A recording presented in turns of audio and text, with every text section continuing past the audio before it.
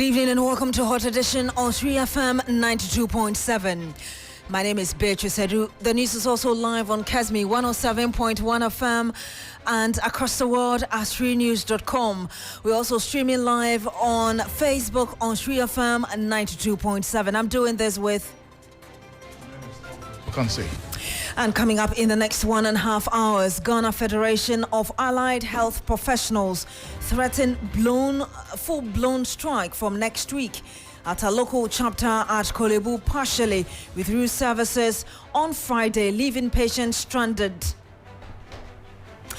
Also coming up, Controller and Accountant General implement directive to July salary of striking teachers of colleges of education, despite a promise by Minister of Education Dr. Yao Oseduchum to have the directive rescinded. Much later, campaign team of Dr. Mahmoud Obaumia raises questions after latest survey review. The NPP flag bearer has lost almost 8% of support in the Ashanti region. Tonight, we'll hear from the campaign team, raising concerns about the decline in votes for its flag bearer in the party's headquarters.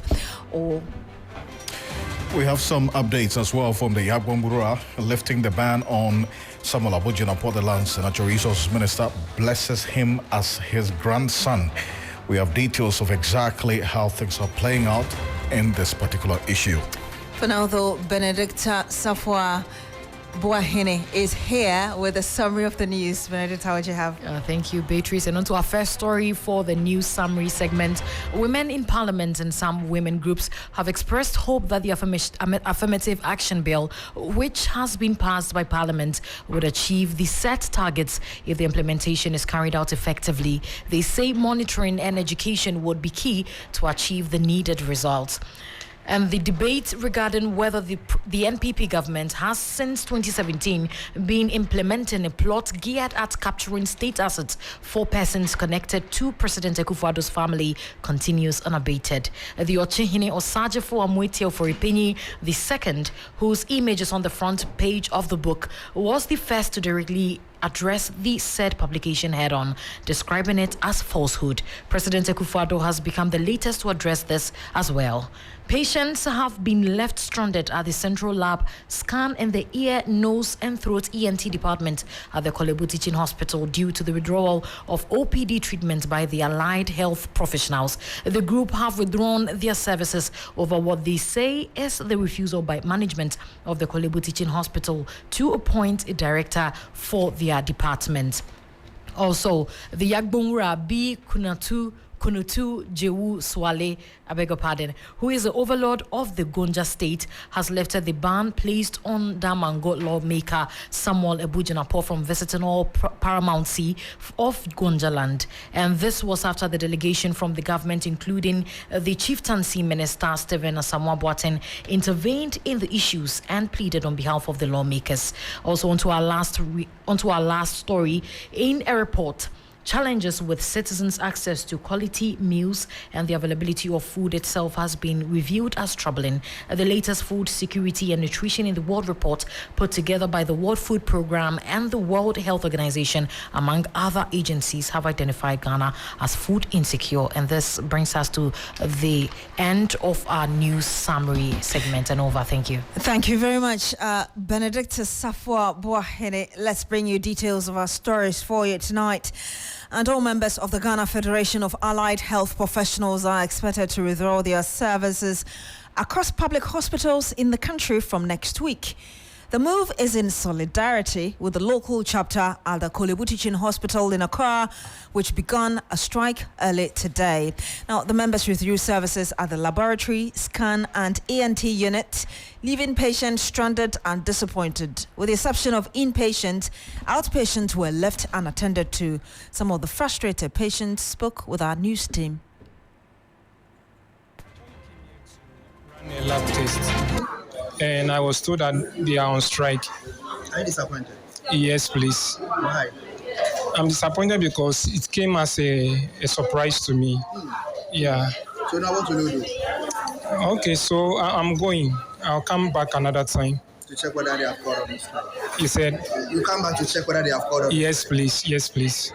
Then what is going to happen to you or the patient to whom you are supposed to take the lab test? Oh, what is going to happen to me? Okay, I would say I'm actually frustrated. Yeah. And I hope likewise with other patients too. Yeah. Thank you very much. You had some frustrated patients who were spoken to earlier today at the Kolebu Teaching Hospital. Well, the allied health professionals are demanding that management of Kolebu Teaching Hospital set up a directorate for them.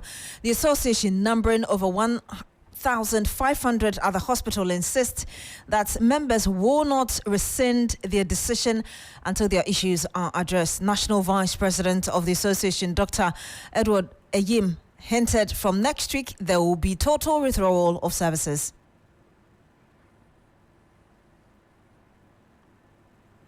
Now, good morning. It's been almost 72 hours, and put it that way, since you declared this sticking to your roadmap. What has been happening since then? So, thank you very much for this opportunity. Since we made a declaration at the press briefing, yesterday we began the work to rule. And so yesterday by 5 p.m., we all had closed. Today, we have withdrawn all outpatient department services. So now we are attending to only inpatients, only patients who are already on our wards, on admission. We are not attending to any outpatients around the hospital. Have you not been too insensitive? Indeed, we are not at all. We are being sensitive to our patients' plight, and we want the best for our patients. That's why we have to do this. Unfortunately, our leaders do not pay heed to nice talk. Our leaders do not understand or do not want to associate with the plight of the ordinary patient. That is rather the situation. We are rather trying to bring home their minds to the fact that our patients deserve better. If they do better for allied health, they will be doing better for our patients. My final question to what has your CEO been telling you, the management, and what? So far, they have just been doing politics as usual. And we intend to. We received a letter asking public service. In fact, they wrote a petition to the Fair Wages, to intervene. And really, what you can do now, you're asking somebody else to come in to do what? To do what? They should just create a directorate. What is it about creating a directorate? What is it? How difficult is it to create a directorate to get the people who are working properly managed so that we can better administer care to our patients? I mean, why will people not trust results of our labs? Why will our medical director say that he does not trust our results? Then what are we doing to our patients? The patients who we are taking care of. It is not the best thing. So from Monday we are going to see. From Monday we are totally going off. If by Monday they do not respond to us, we are going off totally, and we will press this demand until the advert is placed for the Allied Health Director. And you heard that the National Vice President of the Ghana Federation of Allied Health Professionals speaking to us earlier. Let's speak to Dr. Francis Kwachienchi. He is the chapter president for Kolebu Teaching Hospital. Good evening to you, sir. Thank you for joining us.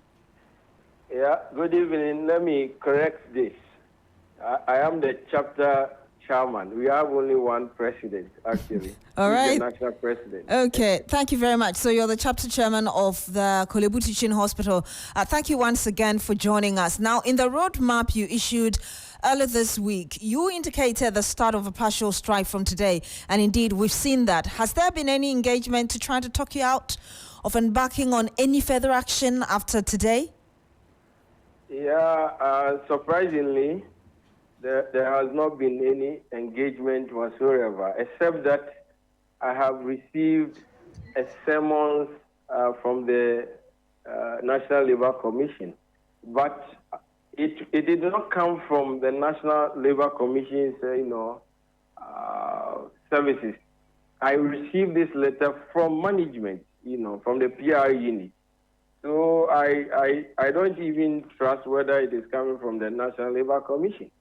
Because I know that if this letter is indeed coming from the National Labour Commission, they should have served me appropriately. But I'm receiving a copy of a sermon from management that I am having an issue with. So that is what has happened this afternoon, just a couple of minutes away. So that is the only thing that has happened as far as management is concerned. But the way you refer to this letter that you're not even sure is coming from the NLC, are you trying to say that you're not taking it seriously? You don't give any regard to it? So for me, I think if the National Labour Commission want to send me a letter, they would have done it through their channel, right? But I'm getting this letter from management that I have issues with. The PR unit of Kolebu. I doubt whether this will be authentic. So you don't respect it? Is that what you're saying? It's not like I don't respect it, but I need to do further checks to make sure that this is authentic and then get to our members to discuss the way forward on the issue. Because, mind you, every decision that was taken was by our members. We are just leading the members.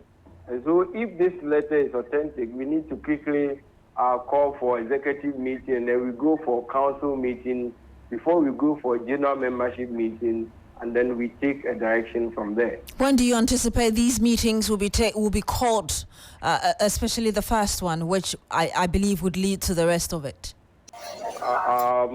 Just today, it will happen. I'm sure by close of today, we will have had the executive meeting, and then possibly tomorrow we should have the council meeting and the general membership meeting, so that whatever resolution they have, we can appropriately respond to this letter. Dr. Kwachenchi, should I also understand it to mean that if you verify that indeed this letter is coming from the NLC, except that it came through the management, which you say you're having an issue with, if you authenticate that letter, there's a possibility that Monday we should see all your members back at work? So whatever decision that membership will arrive at, I think that it is necessary to put it out there that our federation is law-abiding. And so in as much as our members have actually sent us, we have to guide them that we have only one mediator and we need to actually respect the mediator. So we are hoping that we should get some positive feedback from our members. Our sources are telling us that management of the Kolebu Teaching Hospital, I mean, the team you have an issue with, has petitioned the Fair Wages and Salaries Commission as well as the Public Services Commission to intervene in this matter. Is this information that has come to you? I'm sure it was the National Labour Commission rather that the Vice Chairman was referring to in the morning. I'm not sure Fair Wages and then the Public Services Commission will have anything to do with this. Because, mind you, the Public Services Commission has actually done interviews for directors at the whole teaching hospital and Tamale Teaching Hospital already. So if it comes to modalities and the requirement, they already have it there. And I'm sure management is aware of this. They are just buying time. They are just buying time. What does that mean? Of course, we are said that if you have advertised, earlier on they had advertised for the position of Deputy Director of Medical Affairs. And we objected to the fact that, look, even at the ministry level, we have a director who supervises activities of allied health. And two sister teaching hospitals have done the same. So why would management of Kolebu now come and advertise for a position of Deputy Director of Medical Affairs into brackets allied health? Meaning they still want us under the medical directorate. And that is why we objected and told them that the structures are already there. So just change the topic, the title, and advertise for a director, because all the duties, responsibilities, and the function as was actually stated in the advert, it's that of a director. Dr. Kwachechi, in the midst of all of this, I'm sure you do understand that the patient will be at the brunt of your actions. Is this something you're going to consider even as you go ahead with your meetings? Yeah, of course. If you look at our roadmap, we have actually taken into consideration the effect our actions will have on the patient. And that is why we started with a work to do, and then we have withdrawn OPD services. We were doing that in anticipation of the fact that the powers that be will actually act. And so we have the patient at heart. Mind you, we can all become patients at any point in time. And so we have them at the back of our mind.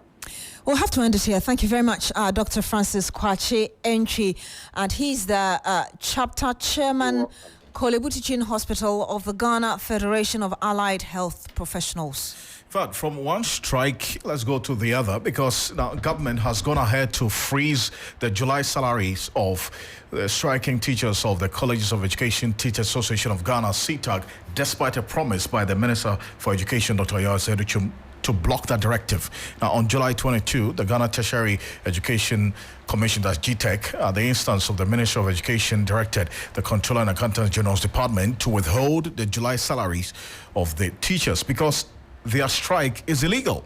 Now, here's what's happened. CTAC members have been on strike since June 14 until the arbitral award and negotiated service conditions in their view are implemented. There's been a number of meetings. In fact, just about a week ago, there was a crunch meeting that the Minister of Education did indicate that there had been some great progress. I'm going to recall that what the minister said exactly. But today, I want us to take a listen to the Employment Minister, Ignatius Bafwewa, who is saying government has reached an agreement with the CTAG members on the conditions of service for its members as part of measures to end their ongoing strike. Take a listen. Thank you very much.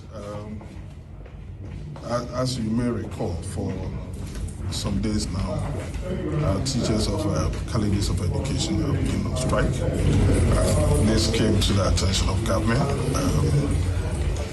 The Ministry of Education, together with the other relevant ministries, including the Ministry of Finance and my own ministry, Ministry of Employment and Labour Relations, using our agencies, GTEC, and Fair Wages, have since been engaging the teacher unions within the colleges of education. To the best of my knowledge, we have engaged and have come to a conclusion. We have even signed a memorandum of understanding indicating what government's commitment it is going forward, and the request also for them to go back to classroom. We have signed on to that. They have equally signed on to that. But you know, those who came to represent the teachers were just the leaders. They requested that they needed to have a consultation with their members to officially come with the strike. So that's where we are waiting for. But they have insisted that if government does not implement the arbitral award from the NLC, they are not going back. Is there any indication? Those are the things I'm saying that we have concluded in the discussions with them. We have actually negotiated and signed on to. I have signed my portion, and all my colleagues who are supposed to sign have signed. In their case, their leadership have also signed. So what is needed is for them to have their National Council meeting and also take a decision. But I must admit that we still have work in progress. The most important issue, even though there were quite a number of issues, was the issue of migration. You know, they had been upgraded from teacher training institutions to colleges of education. That meant that their status had actually changed. It is not everybody that was a teacher in a training camp that could also teach in a university. But fortunately for us, an assessment has been done, and the assessment indicates that about 98% of them do qualify. So all the 98% of persons who qualify are now going to be upgraded. Well, that's my wish, but my wishes sometimes cannot be what will prevail. So far as, let me honestly admit that relationships, in relationships, anything at all can happen at any time. I may not be able to foretell exactly what will be happening in the next 24 hours, but we are trying as much as possible to preempt any such issues and be able to develop strategies to avoid them. I want to believe that for almost 8 years, we have been very, very proactive in handling labor issues. Certainly, as a human relation, and industrial relations business, there will always be issues, but what is more important is when those issues come up, how are they handled, whether or not they are handled. Well, so there you have it. That's the Minister in charge of Employment and Labor Relations, Ignatius Bafo Ewa. They're talking about the development now with the CTAC strike. He says that all issues between the ministry and the Colleges of Education Teachers Association of Ghana have been resolved. Now, CTAC laid down their tools weeks ago, demanding improved working conditions and the enforcement of a National Labour Commission ruling. However, after staying away from work for over a month, CTAC members had their July salary, as we're hearing now, frozen by the Ghana Tertiary Education Commission. But this development by the Minister of Employment and Labour Relations that indeed they are set to call off the strike is one that we are confirming from the quarters of CTAC shortly. We have information that the CTAC leadership are caught up in a crunch meeting as we speak. And later they are going to meet their council members as well to now take a decision on what to do next. But according to the minister, their issues have been met in full and they are set to call off the strike. We would have to confirm this from CTAC. But sometime last week, when the education minister met the CTAC leadership, after that meeting, this is what the CTAC president, Prince Obinghema, said to journalists. That we've been discussing, no negotiation, and it's been hours. I can't count. We started around, 2 o'clock, and you can imagine. So what I can report is that we have had a series of discussions. We have made a lot of significant progress. A lot of proposals have been put on the table. And we are going to touch base with our members. What I can say for now is that I think we have made a lot of significant progress based on the proposals that have been put on the table. How significant is the progress? Because there have been several calls for CTAC to call off the strike, and for you, until the government meets your demands, you're not calling off the strike. How significant is the progress to the extent that... With the greatest deal of respect to the media, we appreciate how you've been with us, throughout our battle up to this time. I think and I'm convinced that our members, the over 2,000 CTAC members and the council members, deserve the right to get the primary information as to the open disclosure and the full definition of what the progress is. So we're going to touch base with our members by way of council meeting tomorrow. And when we have done all of that, we will come back to the media to share with you what about it. So that's the CTAC president, Prince Obinghema, after that meeting last week. We'll bring you some more on that, but let's take you to the campaign team of the NPP flag bearer, Dr. Mahmoud Bawumia, which has raised questions. After latest survey reviewed, Dr. Bawumia has dropped substantial vote in the party's traditional stronghold, the Ashanti region. The survey conducted by Global Info Analytics in July showed support for the MPP has declined from 73% in previous polls to 65%. The development shows that the MPP faces even more Herculean task in its quest to garner 85% target it has set for itself in the Ashanti region. The initial poll was organized shortly after the governing party named Dr. Matthew Opoku-Pempe as the party's flag bearer's running mate. The NDC's John Mahama is, however, gaining votes in that same region. Let's bring you a summary of the poll put together by the Global Info Analytics. It says that Dr. Mahmoud Bawumia had 65% of votes, and that's the latest survey, actually. John Mahama had 24%, Alan Kwejo Tremanting had 9%, Nana Kwame Bediako 1%, others 1%. Now, let me bring you what happened previously, which was also conducted just after Dr. Matthew Opoku Prempeh was announced as the vice presidential candidate, where Dr. Mahmoud Bawumia had 73%, John Mahama had 15%, Kwadwo Kyerematen had 9%, and then Nana Bediako had 2%. Others remained 1%. Now, the new poll points to drop in momentum in the region as Dr. Mahmoud Bawumia dropped by 7.6% and Nana Bediako, also known as Cheddar, had 1.3%. John Mahama gained in the poll, and that came from that of Dr. Mahmoud Bawumia and Nana Bediako. Again, demographic analysis of the poll suggests that John Mahama made gains among all age groups, with the largest coming among or from the 64 years plus. Now, analysis of the poll also shows that during the period, John Mahama gained nearly 6% floating voters and Alan Kyerematen gained 13%.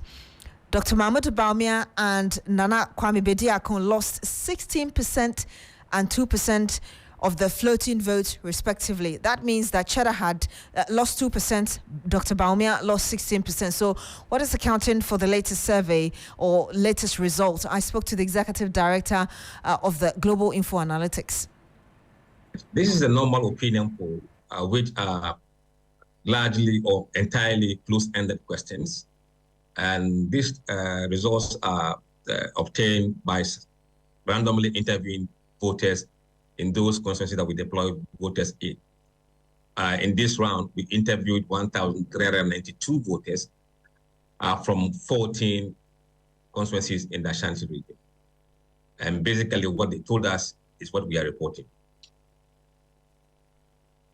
They told you is what you're reporting, but I'm just wondering how Bawumia dropped in just days, because when you did the last survey before this one, after NAPO was unveiled, the numbers were very high, 73, and then in just a matter of days, Bawumia has dropped to 65. Can you tell us, for you, what you think is accounting for that drop? Now, let me take it from the respondents who said they were MPP and those who said they were NDC and floating voters. And I think that will give us a better insight as to what happened between the period. If you look at voting intention of NDC people in the Ashanti region, compared to the first poll we conducted, it declined by just 0.6%. But those who are MPP and voting for Bawumia went up plus 2%. And Alan went down minus 1%. Now, NDC voting for Mahama up 0.6%, and NDC voting for Bawumia up 1.3%. However, I think the damage for Bawumia came from the floating voters. In between the period, he lost 16.6% of floating voters in the Ashanti region. Alan gained 13.2% of the floating voters, and Mahama got 5.5% of the floating voters.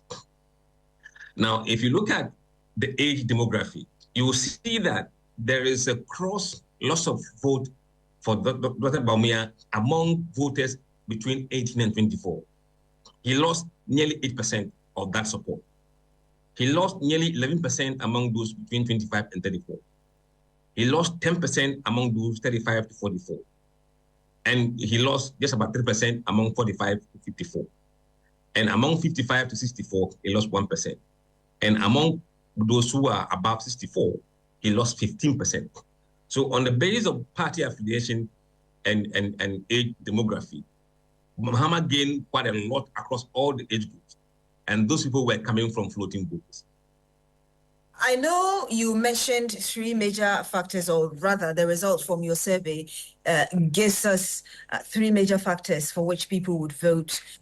Still, the economy remains number one. You still have jobs and you still have unemployment or employment contributing to their decision. But within this short time, I'm still just trying to find out how Bawumia lost that much. At a point, you even mentioned 16% within a particular group. Yes, I mean, if you look at the key issues for people in Ashanti region, Highest is economy, still 75%. Jobs, 71%. Education now has dropped to 4th position. Taxes has overtaken education in top 3 issues in the Ashanti region. And on these issues, I don't think there are positive news for the government on economy, on jobs, and taxes. So overall, you can see that people are reacting to these key issues and how they believe that the candidates are going to be able to address them.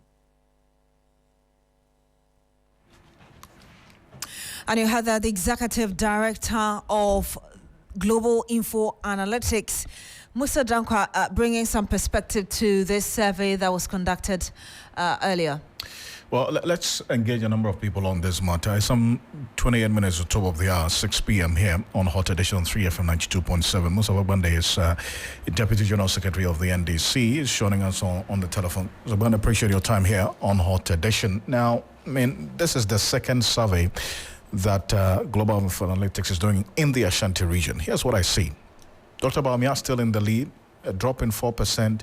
We have some 126 days to elections. How much premium do you put on an outcome like this?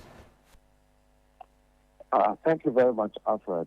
I think that basically the NDC are all, for the purposes of politics, stood by researchers, intellectual work, and findings from various institutions, including opinions expressed by journalists and media houses to guide our work. If you look at the current situation facing our country, there is no way anyone will pretend to say that they are not affected by the issues surrounding the economy, in terms of unemployment, in terms of high standard of living, in terms of... Hello? Hello, Mr. Bande?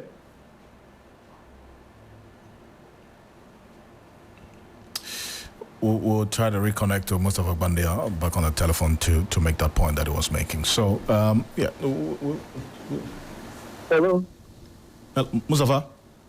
Can you hear me? I can hear you. Yes, I lost you briefly. Yes. You were making a point. That there is no way that anyone can downplay the impact of the devastating economic issue as far as this government is concerned. Number two, issues about NAPO itself. I mean, you remember prior to his nomination, we have said NAPO doesn't have a track record. He's not a groomed presidential material in terms of even his performance, in terms of his own personality. NAPO was given the opportunity at his outdooring. He proved all Ghanaians right that he really doesn't qualify. So, of course, the numbers will drop further.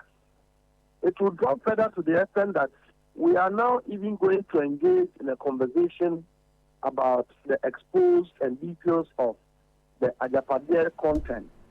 But I asked a question about the number of days ahead of this election. I mean, in elections, you would say even 1 day is enough time, as you politicians will say, to make a difference. Yes. 126 days ahead of this election, this is the stronghold of the party. You think that they cannot employ strategies to flip the situation around? 126 days. Ghanaians will not forget the suffering of the last 6.5 years. Plus this year making 7.5 years. 126 days, the government cannot reverse anything substantial of what we are facing. Government cannot revive all the confidence that we have lost.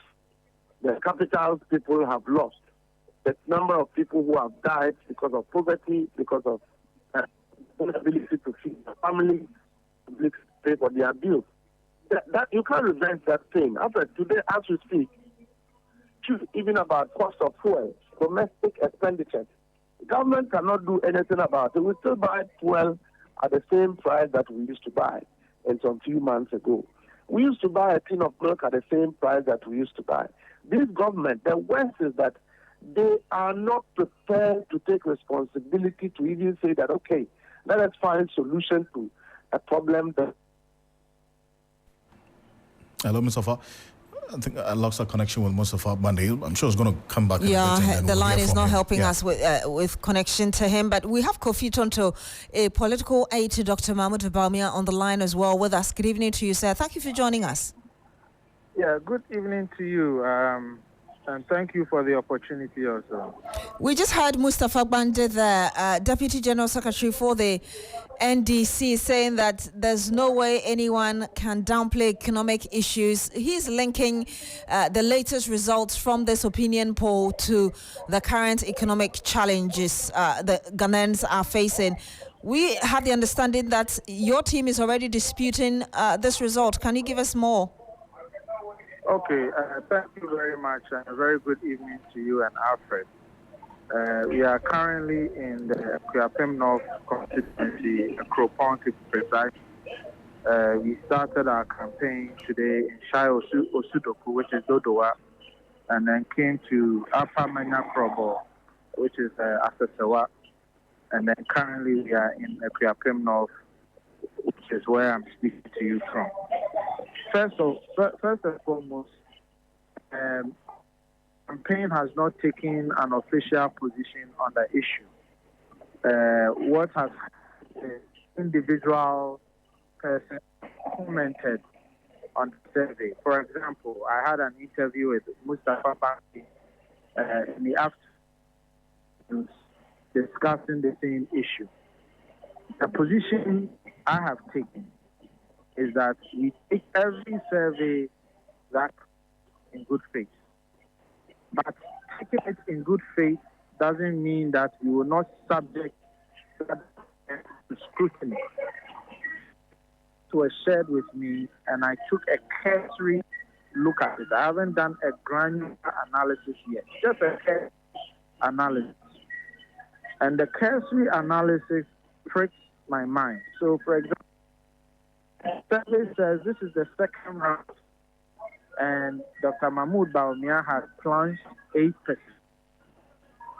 Blanco Martin has remained at 9%. Dr. Mahmoud Bawumia plunged from 7% to 65%.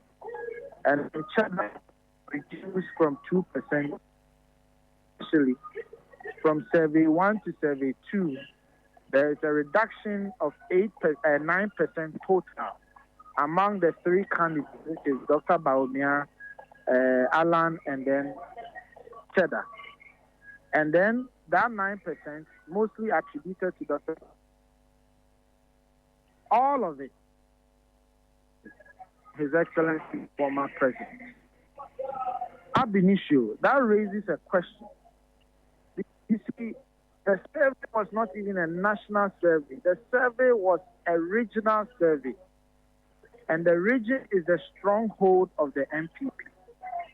All analysis in the past shows that people in the stronghold of MPP will not vote for MPP. Usually, they abstain. You can go back to our history. You see that any time persons decide that, okay, I'm MPP, I'm not voting for MPP in the Ashanti region, they abstain. They don't switch to NDC. So when you do a survey and you say that there's a reduction of 8%, and then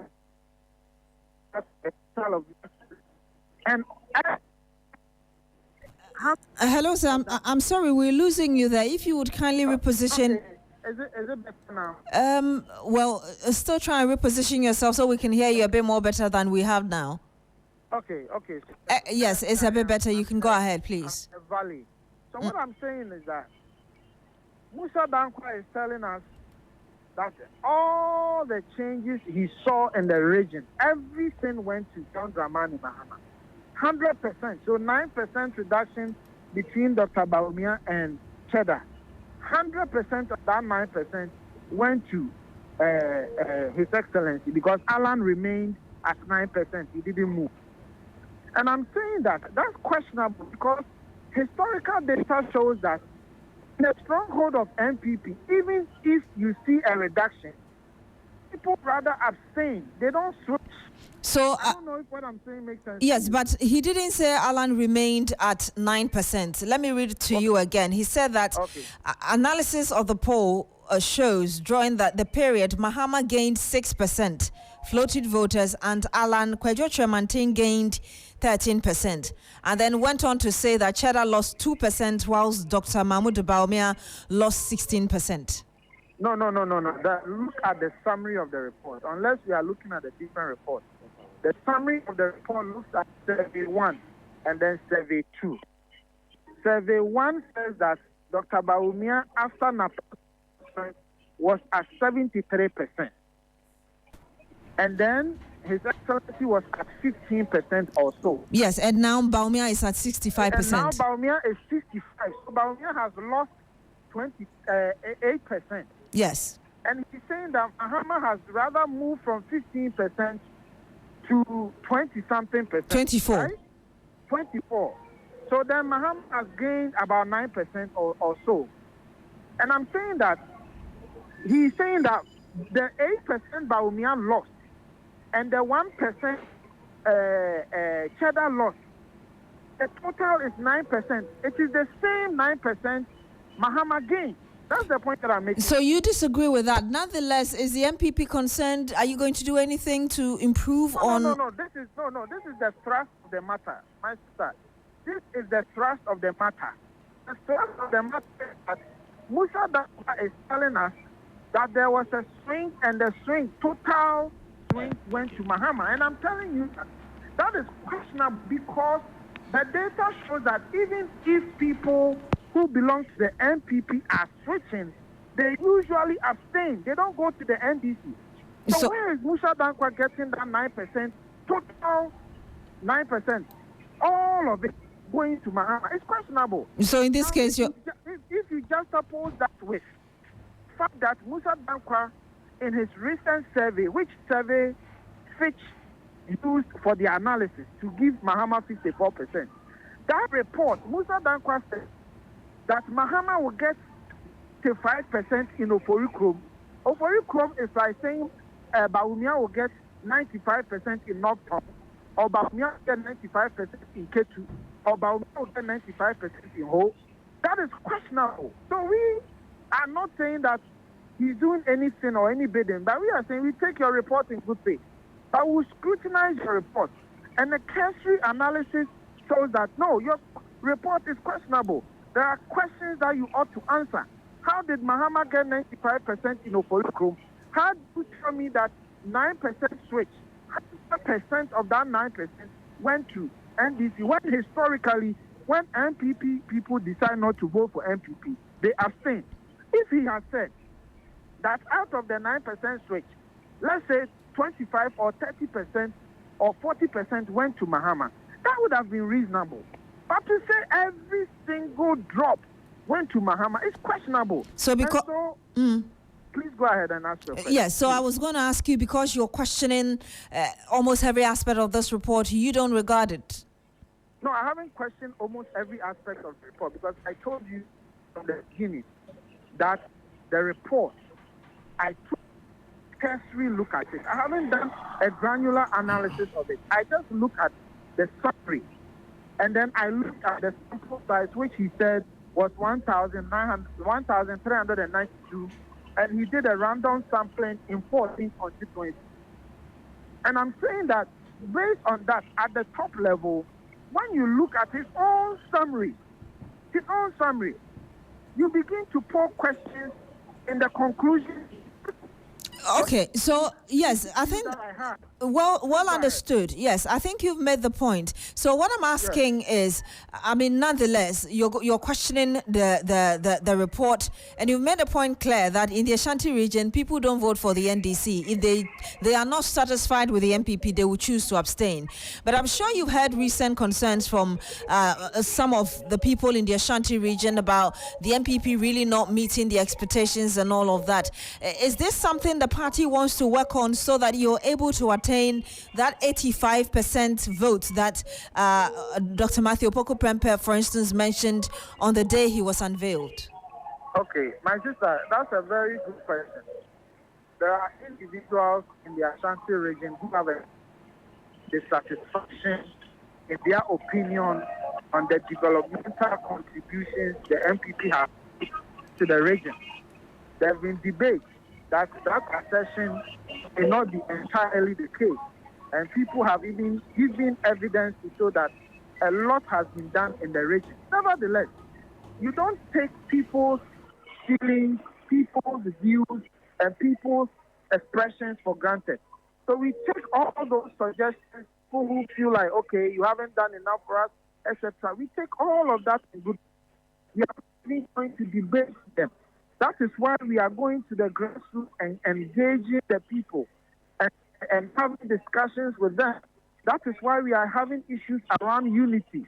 That is why the party is doing everything to reach every voter across the country, not just Ashanti region, across the country, to tell our story that we've had 7.5 years. The story is premised on 3 legs. 1, what we have done overall as a government. 2, the contributions of His Excellency the Vice President are part of that overall achievement. And then 3, his vision for the country. So even this report, we are not going to rubbish it. We'll raise queries, but we are going to take it and analyze it. The same, we are going to take the concerns of every single Ghanaian, including those in the Ashanti region, in good faith, and make sure that we address the concerns that they have raised. We will never ever take Ghana for granted. We will listen to their concerns. Look, people are raising issues of hardship. This is not an issue. It is a real issue.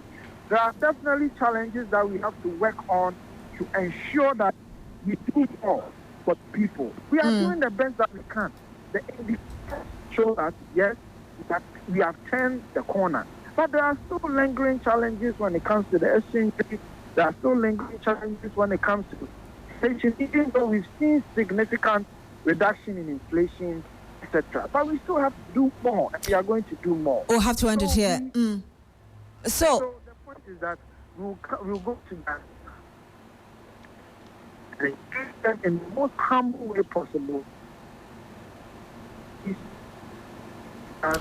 Tell His Excellency also made.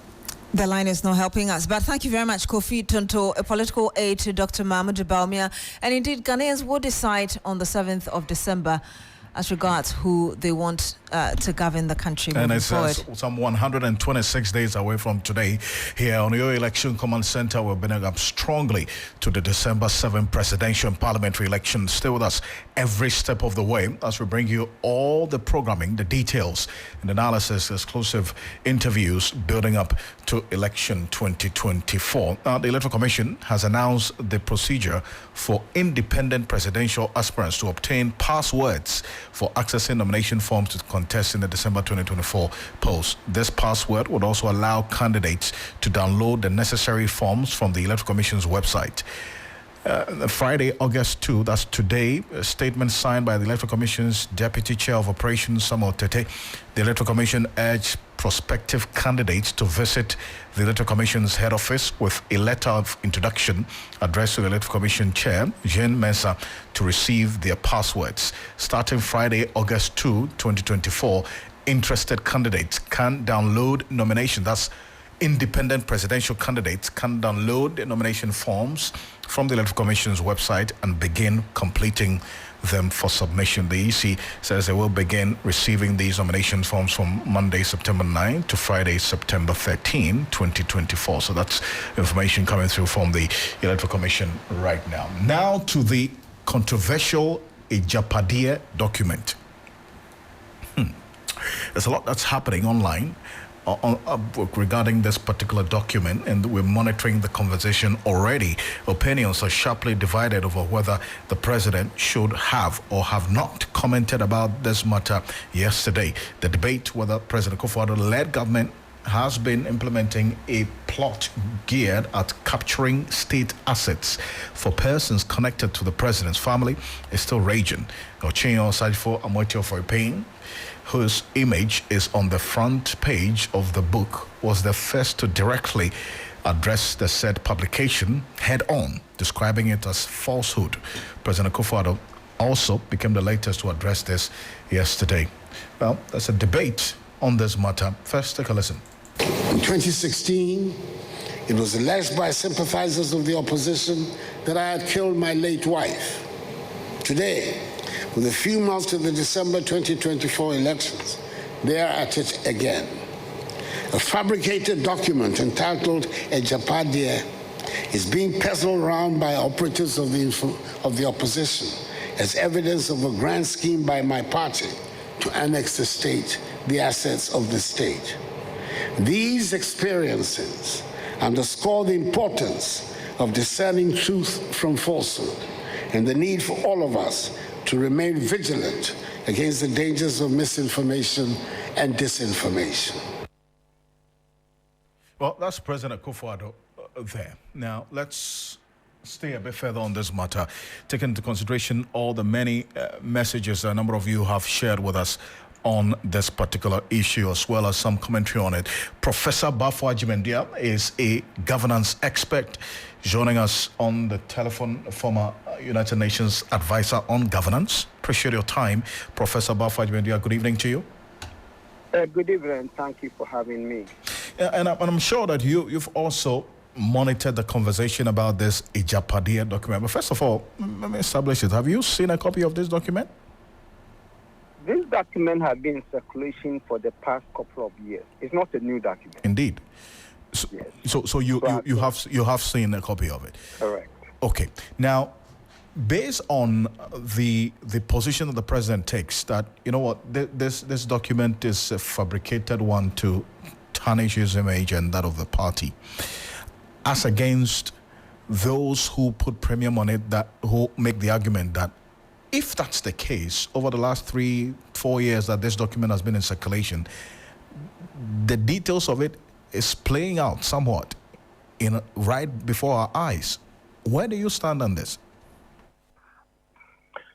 Well, first of all, it is true that certain aspects of the content of this document seem to have played out in practical ways. But when I saw this document 2 or 3 years ago, I have some serious doubts.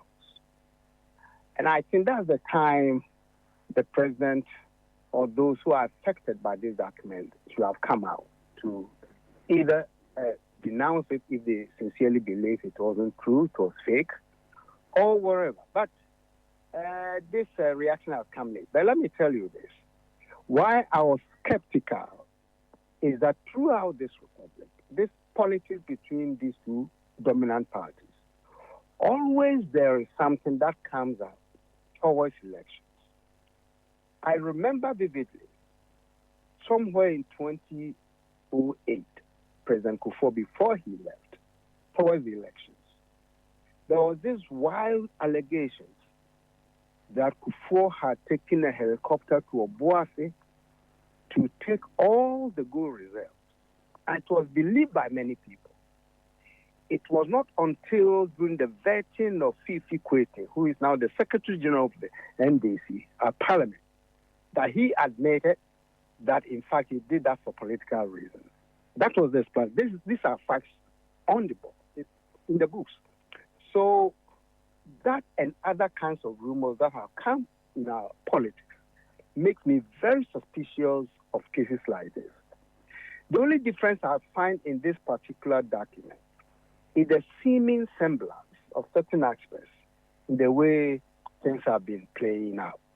Now, I wish that there should be more evidence that it is fake than simply denouncing it. And again, when you look at it, whoever drafted it might be a very sharp person, in fact, very prophetic, because some of the aspects or certain things that have been revealed in the document, as I said earlier, seem to have been playing out in recent times. But I think of that, and I say, wow, if in fact this was drafted by Nana Akufo-Addo and his family or friends, how could they be so reckless to have written this and leak it to the public for the past 2 or 3 years? So there are all kinds of unknowns about this. But personally, I'm very skeptical of the authenticity of this particular document. I see, and there's a point that you made about the persons who were captured in there having or should have acted earlier than now. As you indicated, that this document is not new. It's been in circulation for quite a while. And the president is only talking about this, linking it to the election ahead of us.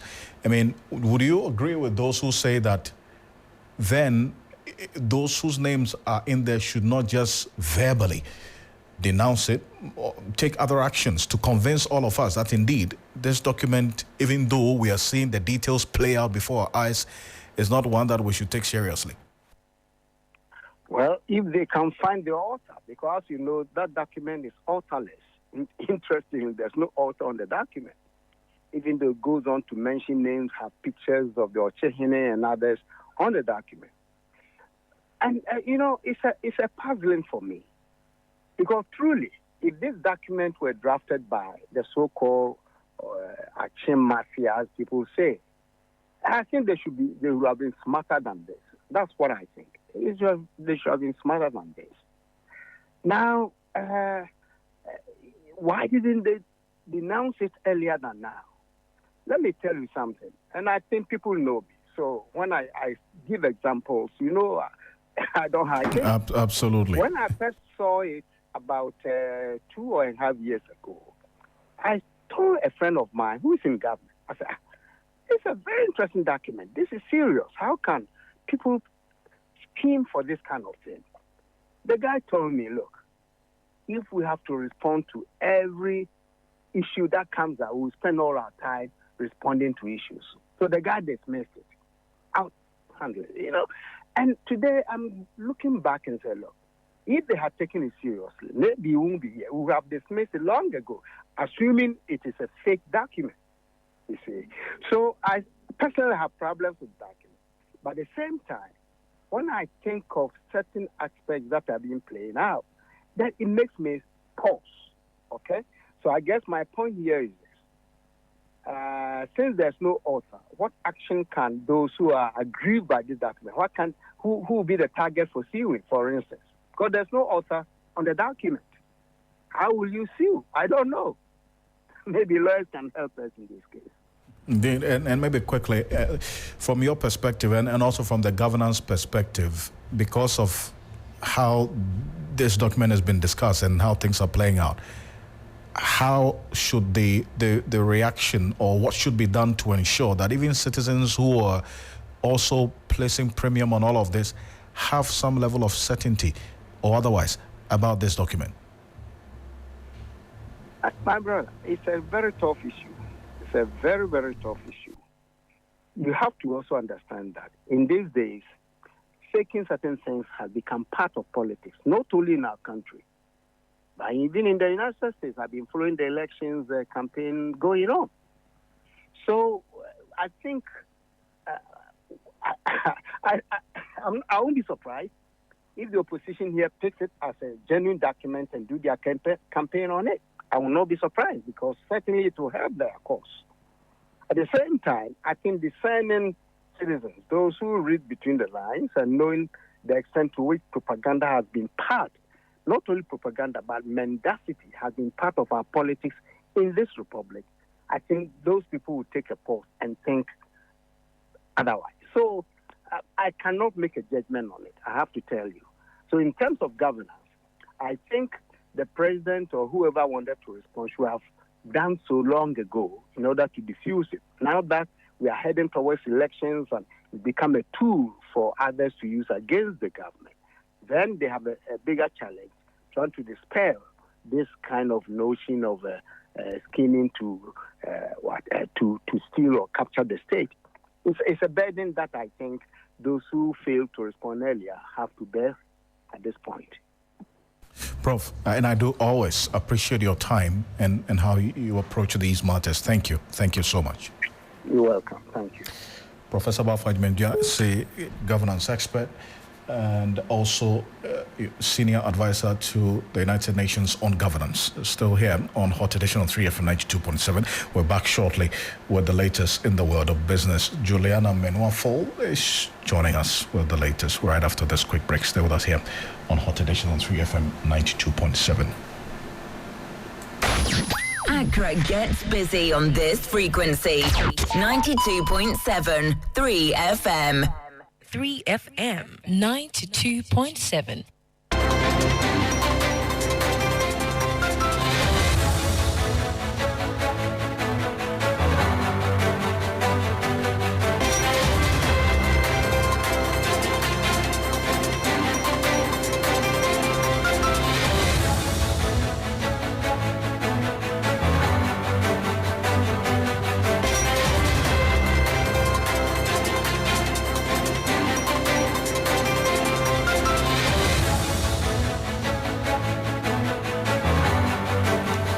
Good evening. It's now time for the business segment on Hot Edition. Coming up tonight, management of Ghana Gas Company Limited has allayed fears of any possible LPG shortage due to the maintenance works. My name is Menu. Afol, do stay with us for details.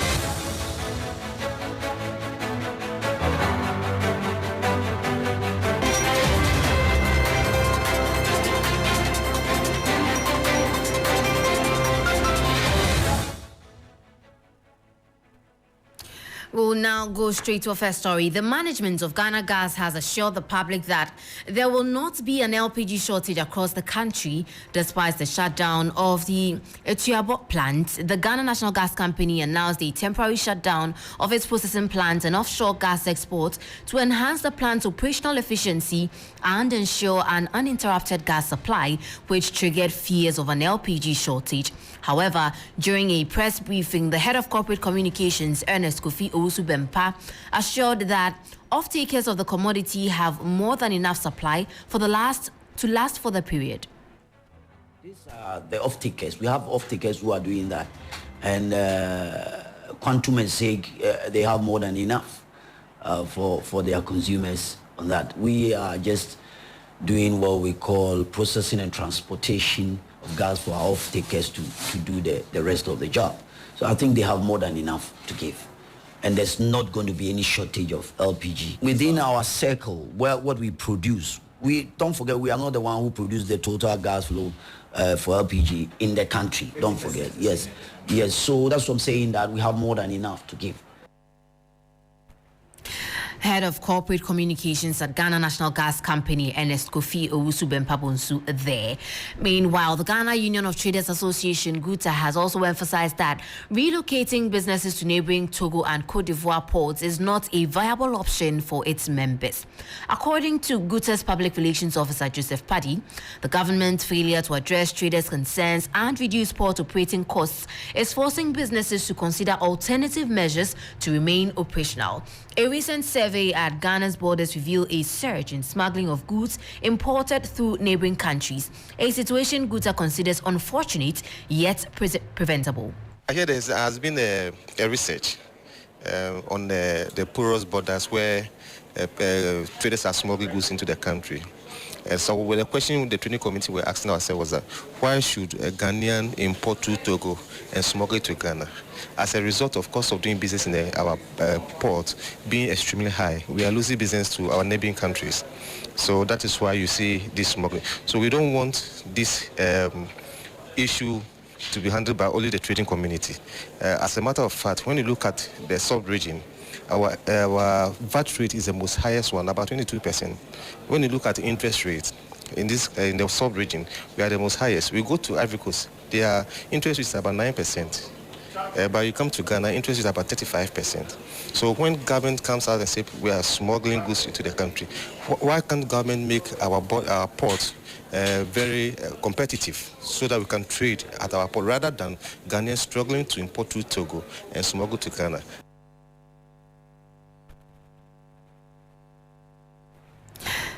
And that was the voice of Public Relations Officer of GUTA, Joseph Paddy there. Before we go, Ghana is set to deepen its trade ties with Brazil following the official launch of a Chamber of Commerce. This move is expected to, among other things, build sustainable economic growth and shared prosperity for both countries. Edinam Ejayesika is founding president of the Brazil-Ghana Chamber of Commerce. We have the best cocoa. And also, if you look at the trade balance, currently we still do a lot of exportation in the area of our oil and petroleum crude to Brazil. And the trade balance looks good, but it can be better. On our side, we have a few things that we import, but there are a lot more things that we can bring from Brazil. Because there are a lot of countries that we go to do trade. I don't want to mention countries, but I think that Brazil is the best option in terms of the quality of the products that they have, from clothing, even when we talk about government businesses like construction, and they have already worked here in Ghana. You know, a lot of huge projects that are coming from Brazil already. So we hope that this continues, and instead of looking elsewhere, we will look to our closer friends who are in the southern part of America and, build on our shared similarities. All we know is that we want to increase whatever the balance looks like now. It may take a long time. I wouldn't say 2-3 months, because these things take a lot.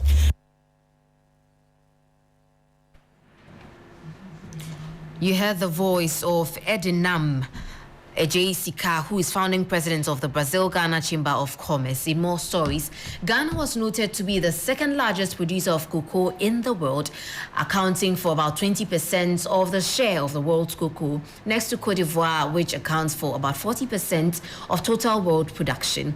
However, a 35% tax known as import duty slapped on the SME cocoa processing companies, having curbed the displeasure of farmers.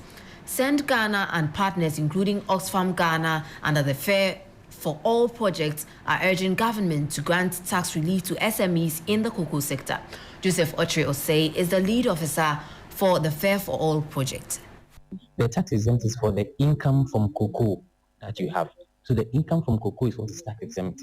But whatever is not income from cocoa of a cocoa farmer is not part of the tax exemption. So whatever the farmer has to now deal with in terms of income or in terms of expenditure, which is not from cocoa, has some element of tax in it, which could be indirect tax. What the government can do is that if you look at the local artisanal companies, and then if you compare them to those in the free zones, the government should be able to have more attention given to the local artisanal.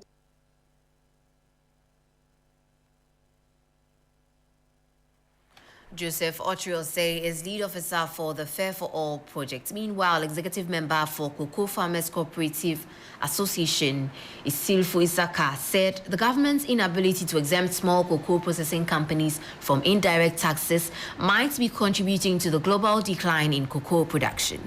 Yes, I think cocoa farmers are already enjoying from tax exemption, and there shouldn't be a need for any government to come and say you want to tax farmers to pay income or withholding tax or whatever tax. Because if you look at the cocoa industry, it's such that farmers pay for other services. So mostly the farm gate price that is given to the farmers, they're worth it. So I don't see why farmers should pay extra monies apart from what they have been contributing to the country. You heard the voice of Isilfu Isaka, an executive member for Cocoa Farmers Cooperative Association. Well, that's it for business on Hot Edition. My name is Menu Afo. Sports News is up next. Do stay with us.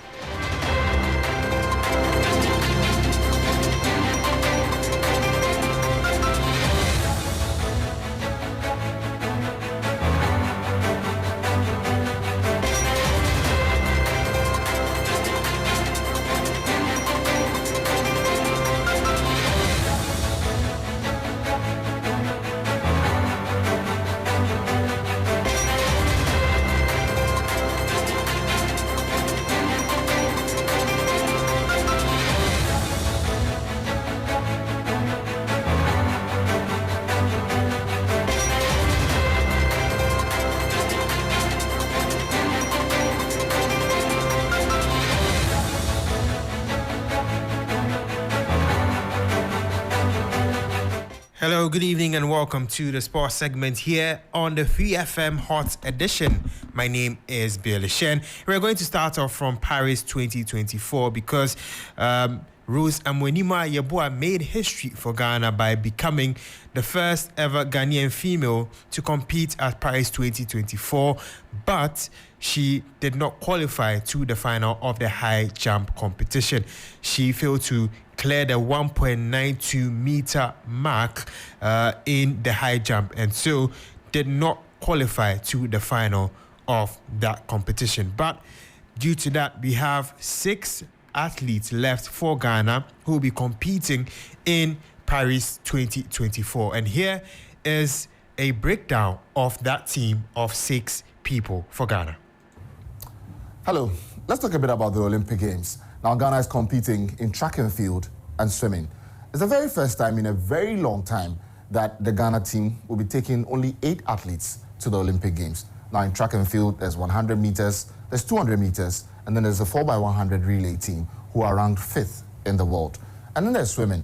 Joselle Mensah competing in the 50-meter freestyle and then the 100-meter freestyle. Excellent swimmers who are really young and are looking to make an impact at the Olympic Games this year. Looking to make an impact at the Olympic Games this year, and the top liner among them is the 100 meters that will feature Abdul Rashid Saminu and Benjamin Azamati. Now, those 2 sprinters will be competing in the 100 meters tomorrow, that is Saturday morning, in hopes of securing qualification to the next round of the competition. But they do face very, very tough opposition in that 100 meter race. We have Benjamin Azamati being drafted into Heat 1, which is a very, very tough one that features Kishani Thompson, who has a personal best of 9.77 seconds. Benjamin Azamati himself has a personal best of 9.90, which he set about 2 years ago. And for Abdul Rashid Saminu, he is in the same group as Benjamin Richardson, who has a personal best of 9.86 seconds, whilst Saminu himself has a personal best of 10.02 seconds. And so a very, very tough battle for Team Ghana's 2 sprinters in the 100 meters. But still on the Paris 2024, there are some updates for you all across the competition. Carlos Alcaraz, who plays tennis, has managed to reach his 3rd major final in tennis in the space of 2 months. He defeated his opponent in the semis by 6-1, 6-1 to secure his place in the final of the competition. And also there's a very, very big news for the US mixed 4x400 meter quartet that features Vernon Norwood, Shamir Little, Bryce Dedmond and Kaylin Brown. They broke the world record in the heat by clocking the time of 3 minutes and 7 seconds. And so they broke their previous record and won by over 30 meters. And it's joy for Morocco in men's football at Paris 2024 because they defeated USA by 4-0 to book a place in the last 4. Ashraf Hakimi, who is a defender for PSG, found the net, the 3rd goal for the French side. Now, the highly anticipated clash between France and Argentina in men's football will take place at 7 p.m. tonight. But before we go, some debates from the local football. Nuruddin Amadi, who is the head coach of FC Samatex, has stated that he misses some of his key players, including Emmanuel Kayeke, who was one of the best players of the Ghana Premier League last season, helping to lead Samatex to their 1st ever Ghana Premier League title. Now, Samatex are currently camping ahead of the CAF Champions League qualifiers. These were very key. Say also scored 10 goals. We have Kiyeke, an attacking midfielder. They were very key in our central midfield, and I try to maximize our strength to get the best out of them. And I think that we are going to miss them. And it's not going to be easy to replace them, but that is the challenge, and that is football. Sometimes you lose your key player, but you have to keep going. Mm-hmm. And so we have done some few additions. We see how they also adapt to the situations and then tactical disposition at my disposal. That was Nuruddin Amadou, the head coach of FC Samatex. Bringing an end to the sports segment here on the 3FM Hot Edition. My name is Bilishan. Alfred and Beatrice are still on standby with more.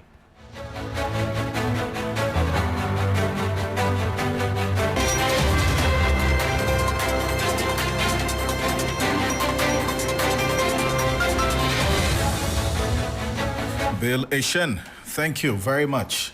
As we look forward to the 100 meters tomorrow, hopefully we make the nation proud this time around. Benjamin Azamati is a good friend of mine, so I'll be watching. Who is a good friend of yours? Benjamin Azamati.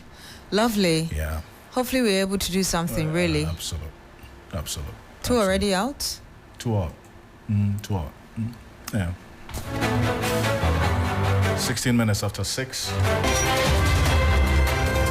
Still live here on Hot Edition on 3FM 92.7. We're live on Kesmi 107.1 in Tamale and beyond, and also on W 93.5 in Wa and beyond. Keep your thoughts coming through. A number of you sharing your thoughts, views, comments, and opinions with us on Facebook.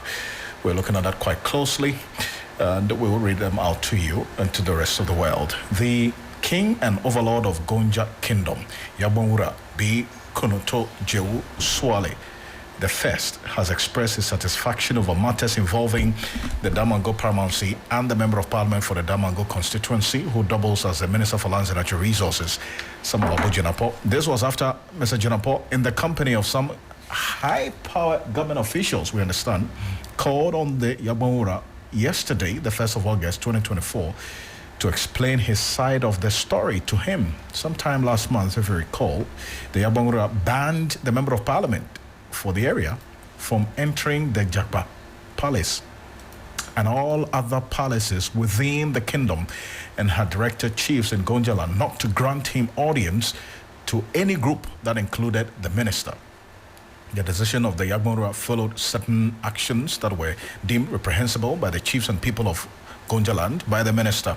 The minister was also alleged to be interfering with matters relating to the Damango skin. Following these reports, the minister issued a statement affirming his high regard for the chieftaincy institution, the Yabonwura, and all other chiefs for that matter. He also indicated that he had no interest in the Damango chieftaincy affairs and that he was committed to serving the people of Damango as the Member of Parliament and the people of Ghana as a minister. Subsequently, the President of the Republic of Ghana sent a delegation led by the Minister for Chieftaincy and Religious Affairs, Stephen Asamoah Boateng, to meet with the Yabonwura to resolve the issues. Now, the President's delegation included the Minister for Defense, and what we're seeing now is the proverbial peace pipe, Beatrice, has been smoked. That's good for the minister, really. Let's bring you some more here. Let's stay a bit further on this man. Christopher Mwakwa is on the line with us. Christopher, can you tell us more about what's happening where you are? Yes, so Beatrice, earlier today, the chieftaincy minister led a delegation once again to the Japa Palace, where the, as it were, went there to continue to plead with the Yabonwura and his chiefs to temper justice with mercy and forgive their son and grandson, lawyer Samuel Abu Jinapo, over the ban placed on him by the Yabonwura. And so the Yabonwura gave 3 conditions to the chieftaincy minister in the delegation. The first condition was that Abu Jinapo should render an apology, which he has since done. The second condition has to do with the fact that Abu Jinapo should recognize the Damangora, the current Damangora, Seydou Kelly, as the Damangora, because any disrespect on the Damangora is a disrespect on the Yagbon skin. And so once he agrees to recognize him as a Damangora, then he is also ready to forgive him.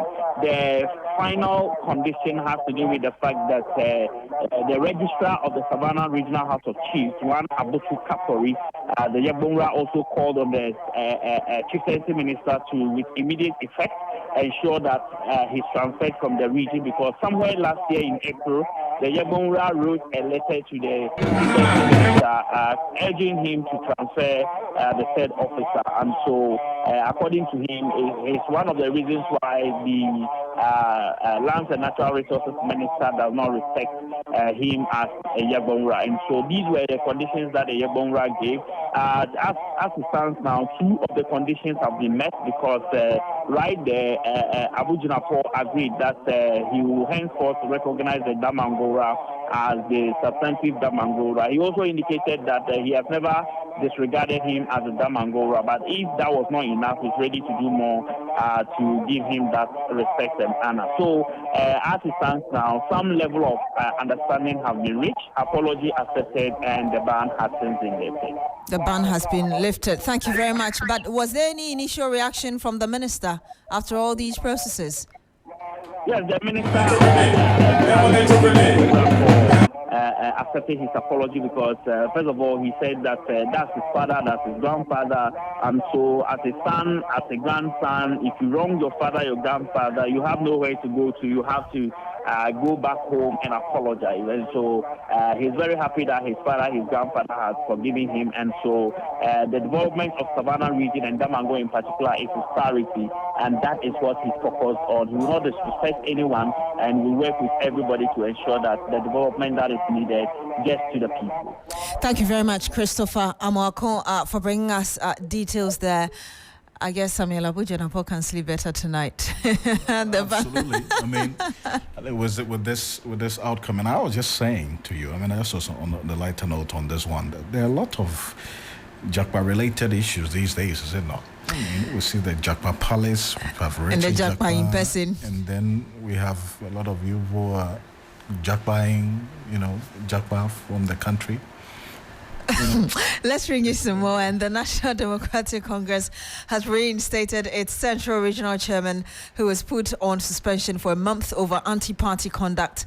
A statement issued by the party today, August 2, announced the reinstatement of Professor Richard Esiedu as the regional chairman of the party with immediate effect. Let me bring you details of that statement, and it's titled Reinstatement as Central Regional Chairman. This was signed by the National General Secretary of the NDC, Fifi Kwete, and it says the National Disciplinary Committee submitted its report and recommendations on your suspension to the General Secretary, which, among other things, highlighted your admission of guilt, show of remorse, and promise not to ever engage in anything that will constitute anti-party behavior.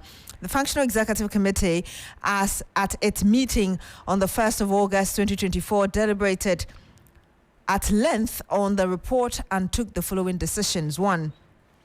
Your suspension as Central Regional Chairman of the party for a period of 1 month has elapsed. Pursuant to Article 48(9)(f) of the party's constitution, you're hereby reinstated to your position as Regional Chairman of the party in the Central Region with immediate effect. Also, the Functional Executive Committee wishes to caution you that the cohesion and unity of the party in the region are of utmost importance, and the party leadership will therefore be watching with eagle eyes to ensure that your conduct after this does not in any way jeopardize the chances of the party in this crucial region ahead of the December 7 elections. You are requested to meet the Functional Executive Committee at its next meeting for further interactions. We do have on the line with us Mahdi Jibril, Deputy Director of Elections, NDC. Good evening to you, sir. Thank you for joining us. You're welcome. The statement suggests that this matter has been brought to a conclusion, as it were, but again, you're inviting him to a meeting. Any reason? Yes, you are inviting him for a meeting because as you read the letter, it says that the National Executive, the National Executive, will still keep eye on his conduct as the regional chairman going forward. And apart from writing the letter, you need to also meet the person physically so that you can also advise and discuss other issues that even his absence took place and then what he will do going forward. That's why the National Executive will meet him the next week. What else should we expect? I know you mentioned, this is a very crucial region as well for the NDC, having picked your flag bearer from there. What else do you expect of him, especially in this region you describe as crucial? No, it's for him to do what he has to do as the chairman of the party. When he goes above those things, going against the party's guidelines, then the party will take actions on him. So he will go within the guidelines of the party to lead the region into these crucial elections. Did you get any commitment from him on his side? We say yes. That's why the disciplinary committee and the functional executive now clear him to be the regional executive chairman again. We'll have to end it here. Thank you very much, Madi Jibril, Deputy Director of Elections for the NDC.